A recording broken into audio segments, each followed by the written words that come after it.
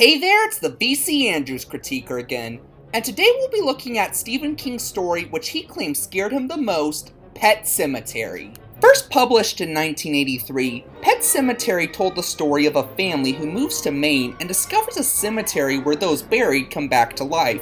They tried on their dead pet and child, but find that they don't come back in the most pleasant ways. It's definitely not King's most popular work, but it was popular enough to spawn 2 film adaptations, one that was very close to the source material in 1989, and even written by King himself, and another in 2019 that was still faithful to the spirit of the book, but also took some interesting liberties from the original. Fans generally like both adaptations fine, but which one is overall better? Well, we're going to be looking at that today. So grab your grave digging shovels as we take a look at Old-vs.New, Pet Sematary.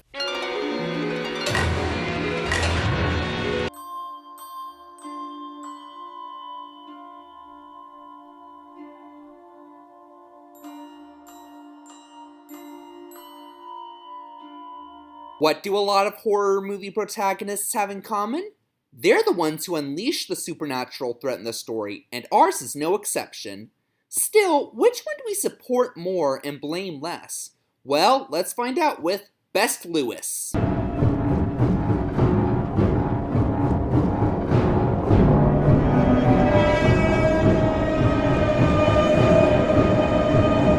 never really found Lewis to be the most interesting protagonist from the mind of Stephen King. I mean, he's nice, supportive towards his family, and will fight back, though not always soon enough. But he just doesn't seem to have that complex personality or horrific backstory that most Stephen King characters have. He's not a recovering alcoholic, he didn't have an abusive religious fanatic mother, he never encountered a demonic killer clown as a kid, he's just a perfectly healthy husband and father who happened to move near an ancient Indian burial ground. Still, he is our lead character, so we gotta make do with what we got. So, I choose Jason Clarke in the new, mainly because he wasn't as much of an idiot as Dale Midkiff was in the original. Like, Church the Cat attacks Lewis at least 5 times in the movie, and he still keeps that abomination around until near the very end. Or when he's finally defeated both the zombie versions of his cat and son, you'd think he'd learn his lesson and leave that place alone. Nope!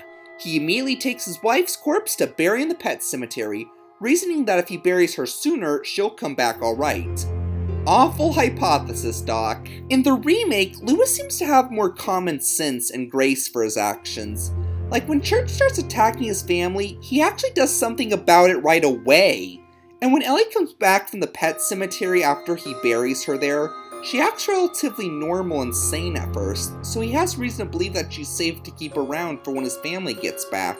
I also found him to be an overall better husband and father. Like in the original, he won't go with his family spend Thanksgiving at his in-laws just because he doesn't get along well with them. Not a great reason to blow off your family on the holidays, bud. Or it takes him almost 20 seconds to realize his kid's running into the street, and he's not even the first one to notice it. Judd is. Sorry man, but your in-laws are right to call you out at Gage's funeral, especially when it took your remake counterpart just 5 seconds to notice the truck on his own. Too bad the truck had to fall apart and crush Ellie, but that was a little out of his control. And I just thought his performance was slightly better here. I mean, Midkiff's is certainly fine, but Clarke's just had a bit more determination, emotion, and strength to it, especially in the climax. Lewis may seem a bit underwhelming compared to other King characters, but the new one just seemed like a more competent and close husband and father, so that's point worthy to me. Point goes to the new. It's wrong.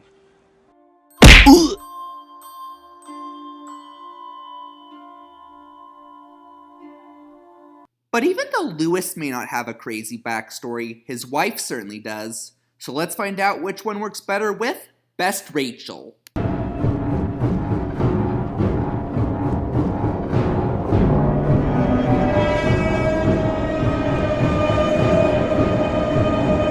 Now this one was the hardest to decide because there's hardly anything to compare with these two.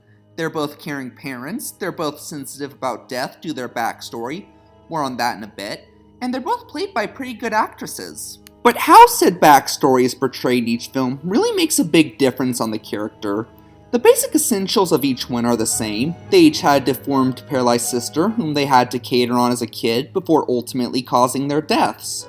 But let's elaborate on how it's executed in each movie, and we'll see which one you feel more for. In the original, Rachel flat out admits that she hated her sister and wanted her to die, really just because of how ugly and monstrous she looked. So when her sister was choking, she just stood there and let her suffocate, her biggest concern being that her parents would blame her for the death. Then she leaves, not totally sure if she's crying of grief and guilt or laughing in relief because she doesn't have to see her ugly sister again. In the remake, it's a bit different. It's revealed that her sister Zelda hated Rachel because she was jealous of her beauty and ability to walk, and would often taunt her that she too would be in her condition one day. Then one day, to avoid more of her sister's heartless tormenting, she decides to disobey her parents' orders not to use the dumbwaiter to bring up Zelda food, because it doesn't always work properly. When Zelda reaches inside for the food, the thing breaks, carrying her down and crushing her to death. So which of these two do you find more sympathetic? If you're like me, you probably went with the remake. To not want to be associated with someone because they socially harass you is a much better reason than just because they're ugly. The death with a dumbwaiter also works better because it makes Rachel less directly responsible for the death. That's really the only major comparison I could find with the characters, but it definitely affected how I felt about them. When Rachel was hallucinating her sister harassing her in the new, I legitimately felt for her. It felt like she couldn't get a break from her sister's tormenting even after she was dead. In the original, it was pretty hard for me to sympathize with her after how callous she was toward Zelda. And since I sympathize more with the new, I guess she wins. That was easy. Point goes to the new. Why?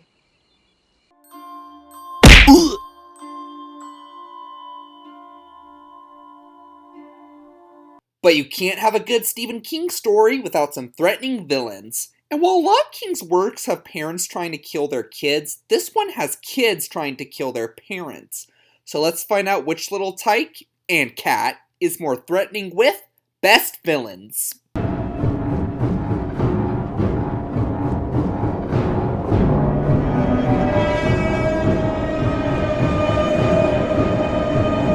Yeah, it is pretty neat to see the frequent trope of parents attacking their kids in King stories reversed for a change.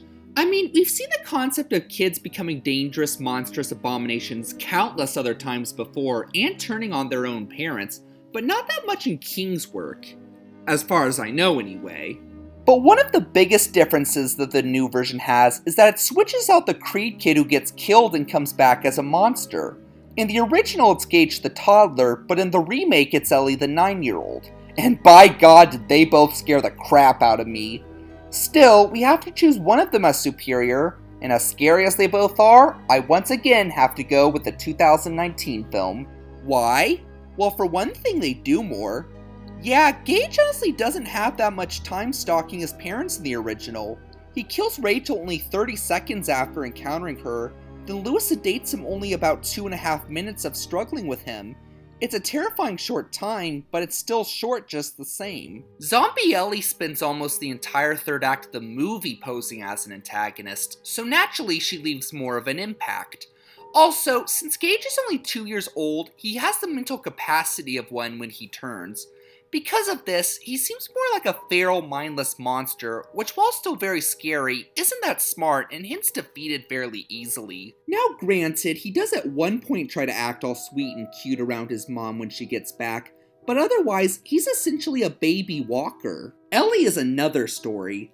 Having a higher mental capacity, she's able to come off as more crafty and thus more dangerous. Like said before, when she first comes back from the pet cemetery, she seems a bit out of it, but still sane and in control. Then when Rachel gets back, she reveals it was all a sham, and she wants vengeance on her family for not trying harder to save her from the truck incident. Not to mention the scene where she distracts her pop so her zombified mom can stab him to death. She also has a pretty cruel reliance on psychological torture, mockingly reminding her victims of those they let down in their past before she kills them, and making her all the more cruel. What about Church the cat? Well, it's kind of the same thing with him. He's still mostly a feral predator when he turns, but the new version makes him slightly more self-aware, thus making him a more dangerous threat. Like, he doesn't start attacking right when he comes back from the pet cemetery, making him initially appear harmless, and then when he does start attacking, he plays the cute card, convincing Lewis not to kill him, but instead just to abandon him in the forest. Then, not only is he able to find his way back, but he intentionally lures Ellie into the street to get her run over by the truck. Not to mention the countless "it's personal" glances he gives Lewis throughout the movie. Church in the original still seemed to have the intellect of an ordinary cat when he turned. Because of this, he wasn't that hard to shoo off whenever he gave the family trouble, and he hardly puts up a fight when Lewis sedates him. Also, how could the rest of the family not have noticed his glowing eyes? I mean, look at that thing! Does that look like their original sweet kitty in the slightest? So in short, the zombies in the original were a lot like ordinary zombies. They're super scary, but also unintelligent, painfully obvious, and pretty easy to defeat. By boosting their intelligence, the remake makes them more manipulative and mocking, thus making them seem more like demons. And I think most of us can agree that demons are a little more threatening and scary than zombies. Point goes to the new.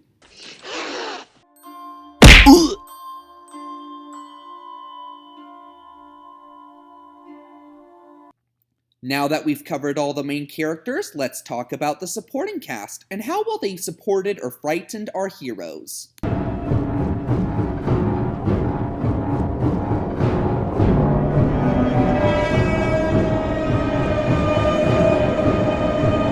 The remake certainly improved a lot of things from the original, but sadly the supporting cast was not one of them.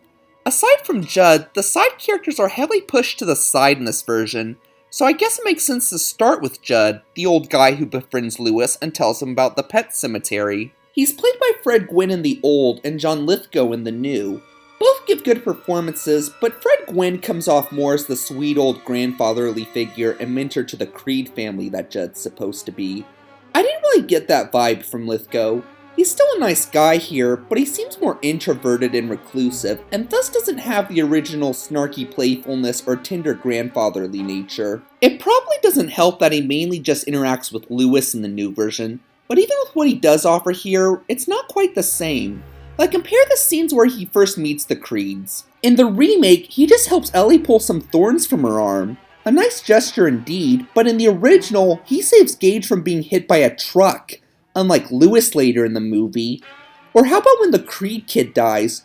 John Lithgow certainly is grief-stricken too, but Gwen looks almost as crushed as the parents, really showing how close he'd become with the family during this time. But there's also Lewis's other mentor, Victor Pascoe, the jogger who gets killed but comes back as a ghost through reasons which neither version bothers to explain, and serves as kind of a guardian angel to Lewis as a thanks for trying to save his life in the hospital. Let's look at the original first. While extremely creepy and not above scaring Lewis, he really did seem to care about him and tries his best to warn him about not going to the pet cemetery, only to be blown off every single time. Lewis seems to be the only one who can see him, but he does seem to have the ability to telepathically insert thoughts into other people's heads, which he uses to help Rachel on her journey back to Maine.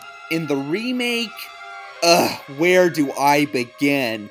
Almost all of his sequences are cut into a quarter length of what they were in the original, and his performance has none of the creepy sarcasm either. Not to mention his sequence of helping Rachel get home is completely removed, and thus his mind-shifting ability is too. Victor wasn't a vital character in the original, but they at least gave him valid stuff to do and a memorably campy performance. In the 2019 film, he's not a vital character and he hardly does anything, and doesn't even have that great of a performance, thus making him seem like filler. So yeah, no contest, the original is hands down the winner. How about Rachel's sister Zelda? Again, I prefer the 89 version. Even though the one in the remake is cast in the more negative light in her conflict with Rachel, the original seemed more creepy and way more psychotic in Rachel's hallucinations, making her all the more memorable. Never get out of bed again! Never get out of bed again! Never get out of bed again! And she appears more and can leave more of an impact. I don't really count the housekeeper or Rachel's parents who are absent in the 2019 film because I didn't feel they had enough screen time or importance to the story in the original. More on that in a bit though. But still, the original side characters seem better cast, better written, and more involved with the plot, and that gets my vote. Point goes to the old. Shut up.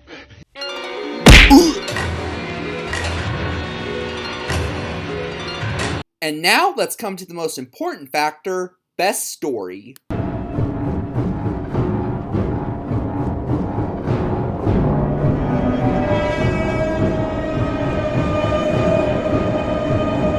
heard the saying, if it's not broken, don't fix it? This certainly applies to a lot of remakes, but Pet Sematary is honestly the perfect example of why remakes exist. You can have a great idea for a story that doesn't get executed quite right by having too much or too little of certain material, or both. By doing a remake, or even an adaptation in general, you can fix that, and that's just what this remake does. Like, it removes the material and scenes that served little to no purpose to the story, like the housekeeper who commits suicide out of nowhere in the middle, and the strenuous relationship with Lewis and his in-laws. This allows more screen time for the horror component of the movie. And similarly, what it adds or tweaks is also beneficial. Like in the original, Rachel doesn't take Ellie with her when she goes back to Maine, and we never learn anything about what happens to her after that. In the remake, Rachel takes Gage with her, and the ending implies that his zombified family is going to kill him and bury him in the cemetery, and they'll all soon be the next Addams family. I don't like the idea of a little kid being killed, but I think it's better to tidy up a loose end sadly than not at all. I also like how in Rachel's hallucinations of Zelda taunting her, she starts turning deformed herself. This is a great way to personify her fear on screen, and somewhat compensates for the slightly less insane Zelda in this movie. And like said before, changing Rachel's backstory with Zelda really makes her more likable in this version. In fact, pretty much all of the changes are why the characters work better here.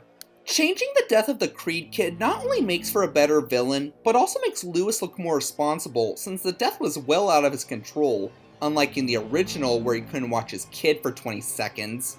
His death also works much better here. In the original, I was just shaking my head when zombie Rachel stabbed him after he buried her in the cemetery. He totally brought it on himself for not being able to learn from his mistakes. In the new version, Ellie is the one who buries Rachel, and Lewis doesn't know that she did. So when he gets stabbed, it's because he was distracted by trying to fight off zombie Ellie. This is a much more dignified death, and I felt a lot more sorry for him. The film also has a more in-depth look at the characters' perceptions of death, and this works great given the theme of the movie. I really feel bad that I've had to give most of the points to the new version, and I'm honestly surprised seeing how the original was closer to King's novel and was even written by King himself. And again, not quite everything they removed or changed works better here. They could have had a few more scenes with Zelda and Victor, and I felt they should have kept the sequence of Rachel's long journey back to Maine.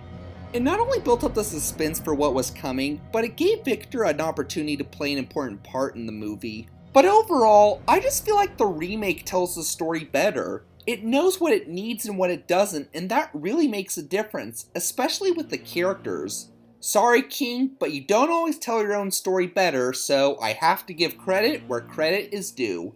Point goes to the new, and thus is our overall winner.